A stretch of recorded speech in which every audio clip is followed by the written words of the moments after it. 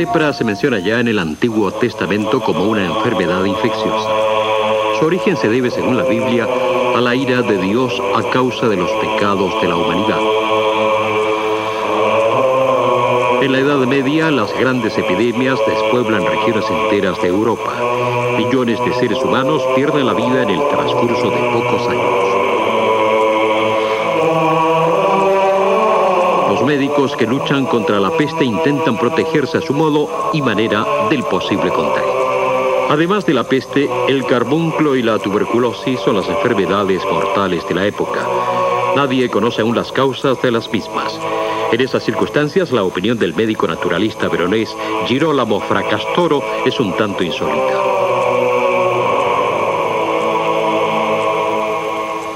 Él afirma que los verdaderos causantes de la enfermedad son unos organismos de tamaño mínimo. Sin embargo, no consigue demostrar su afirmación. Habrá que esperar hasta el invento del microscopio para que el ser humano pueda observar un mundo extraordinario totalmente nuevo para él. Uno de los primeros que se sirven del nuevo instrumento es el holandés Anthony van Leeuwenhoek. En la ciudad de Delft es comerciante de paños, pero siente pasión por las ciencias naturales. Siempre que utiliza su microscopio, aún muy sencillo, descubre los diminutos organismos. En una sola gota de agua tomada de un charco contempla un espectáculo impresionante. Él es también el primero que describe las bacterias después de haberlas descubierto en el sarro de su propia dentadura. El uso del microscopio se impone rápidamente en el campo de la investigación, pero también sirve de diversión, sobre todo a la sociedad elegante. De momento, sin embargo, no se logran grandes éxitos. Aún son muy pocos los investigadores que vislumbran la verdadera importancia en los extraños microorganismos. Uno de ellos es el alemán Athanasius Kirchhoff. Él sospecha que en tales microorganismos se encuentran los gérmenes de la peste. Otros investigadores creen ver los gérmenes morbosos en el aire, en el agua y en el vino, pero también en la orina, en la sangre y en las pústulas de los enfermos de viruela. Durante mucho tiempo se creyó que los gérmenes resultaban de una generación espontánea en la naturaleza inanimada. Según esta teoría, los organismos vivos pueden surgir espontáneamente de un fango original. La creencia en esta teoría se mantiene hasta mediados del siglo XIX. Louis Pasteur pone fin a la teoría de la generación espontánea. Él causa verdadera sensación cuando en la ciudad de Lille consigue salvar de la quiebra a un fabricante de alcohol. A causa de problemas en la fermentación de la remolacha azucarera, las pérdidas de la destilería son cada día mayores. En lugar de producir el alcohol deseado, se obtiene casi siempre un caldo ácido. Los motivos no se conocen y por eso se solicita la ayuda de Pasteur, a la sazón profesor de química. Sus conocimientos al respecto no son mejores que los de cualquier otro químico del mundo, pero Pasteur examina el líquido en cuestión a través del microscopio. Finalmente descubre la causa del fracaso de la fermentación. Se debe a unas minúsculas estructuras en forma de bastoncillos, las bacterias del ácido láctico. 1857, Pasteur es nombrado director del Departamento de Ciencias Naturales de su antiguo colegio de París, la École Normale. Abandona entonces la química para dedicarse plenamente al estudio de los microorganismos. Pasteur logra demostrar que los gérmenes se propagan por el aire y sus experimentos son reconocidos por una comisión científica constituida al efecto. Tal reconocimiento significa el golpe mortal para la teoría de la generación espontánea. En su ciudad natal, Pasteur lucha contra las enfermedades del vino aplicando un método de calentamiento moderado que destruye los gérmenes y que posteriormente se llamará pasteurización. En 1865, el mundo de la moda de París lanza un grito de alarma. La industria de la seda, en el sur de Francia, corre peligro de muerte. Una enfermedad enigmática está acabando con la mayor parte de los gusanos de seda. Junto con su asistente Émile Duclos, Pasteur investiga la misteriosa enfermedad de los gusanos, la pebrina, y de nuevo descubre bacterias. Más tarde, Pasteur constata que las gallinas vacunadas con el germen debilitado del cólera de estas aves permanecen inmunes a partir de la vacunación.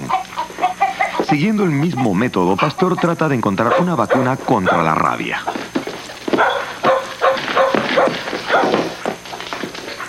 En uno de sus experimentos, inyecta el virus de un perro rabioso a unos conejos para extraerles luego la médula espinal. Secando las muestras de la médula, Pasteur obtiene la vacuna deseada. La vacunación del perro con ese material biológico provoca su curación y su inmunidad.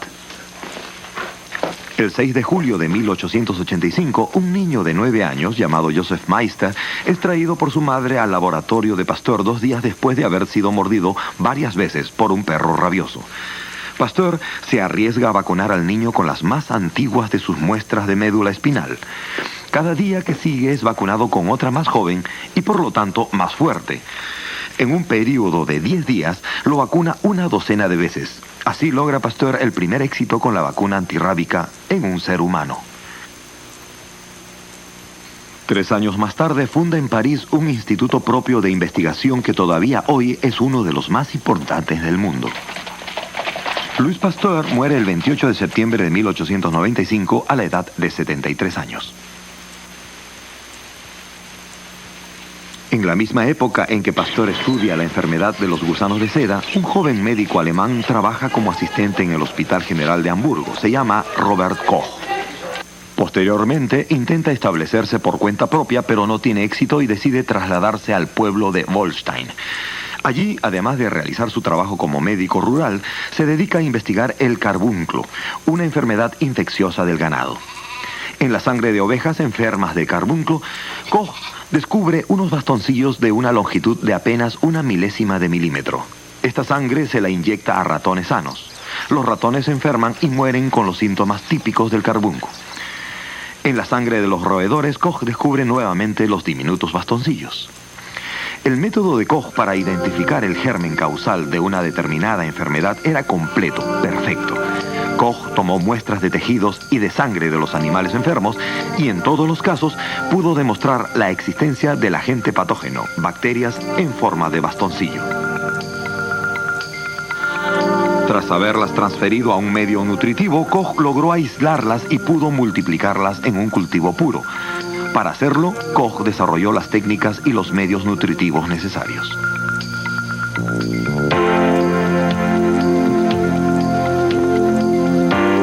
Tras infectar con las bacterias a un animal sano, estas provocan en este los síntomas típicos de la enfermedad. De nuevo aparecían en los animales enfermos los bastoncillos sospechosos. Estos eran, sin duda alguna, los que provocaban el carbunclo. Además, los bacilos del carbunclo eran capaces de formar esporas resistentes, de modo que podían sobrevivir durante muchos años fuera de un organismo.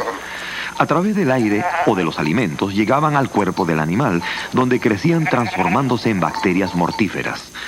Con este descubrimiento quedaba aclarado también el camino de la infección.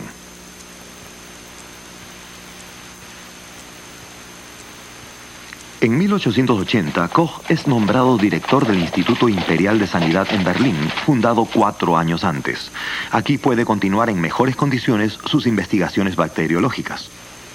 Se dedica entonces a estudiar una enfermedad que causa la muerte de 1 de cada 7 personas que la contraen, la tuberculosis.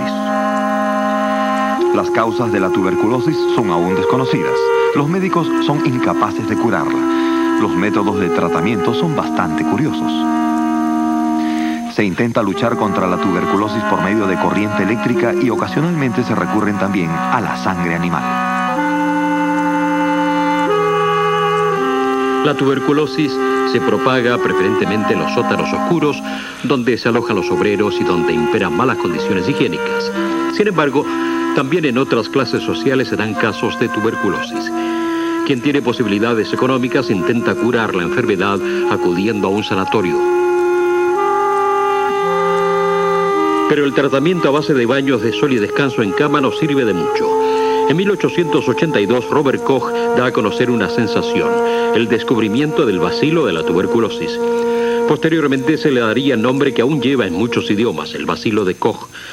La tuberculosis es una enfermedad infecciosa ocasionada y transmitida por bacterias. Entre tanto, en las regiones tropicales hay nuevas tareas para Robert Koch. El cólera se extiende desde la India hasta Egipto.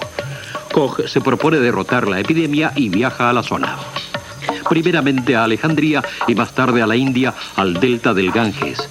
En 1883 descubre el bacilo del cólera. En la colonia británica de África del Sur, Koch investiga la peste bovina. De regreso a la India, estudia la terrible peste bubónica.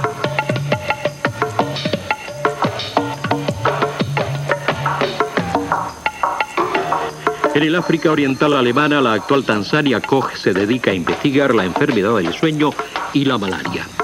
El método de Koch para controlar la malaria es durante largo tiempo el único remedio satisfactorio hasta que después de la Segunda Guerra Mundial se dispone del insecticida DDT. La investigación de la malaria lleva finalmente a Koch hasta Nueva Guinea.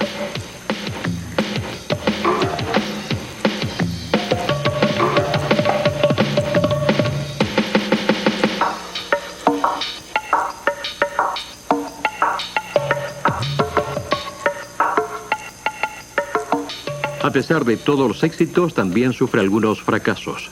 La sustancia elaborada por Koch para combatir la tuberculosis, la tuberculina, demuestra ser ineficaz. Ve así frustrada su esperanza de haber descubierto un remedio contra la enfermedad. Es este un fracaso que Koch no podrá olvidar en toda su vida. No obstante, la tuberculina se impone como sustancia ideal para diagnosticar la tuberculosis. El 12 de diciembre de 1905, un día antes de cumplir los 62 años, Robert Koch es galardonado con el Premio Nobel de Medicina por sus trabajos sobre la tuberculosis. Koch muere el 27 de mayo de 1910 a la edad de 66 años.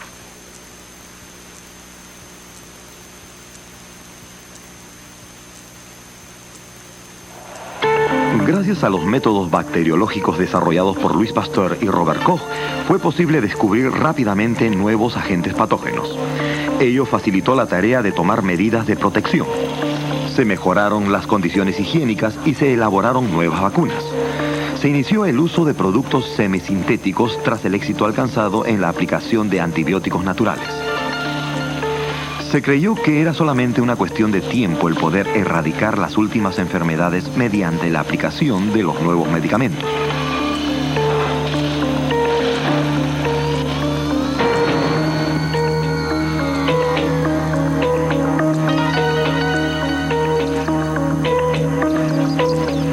Pero el optimismo de los investigadores pronto desapareció.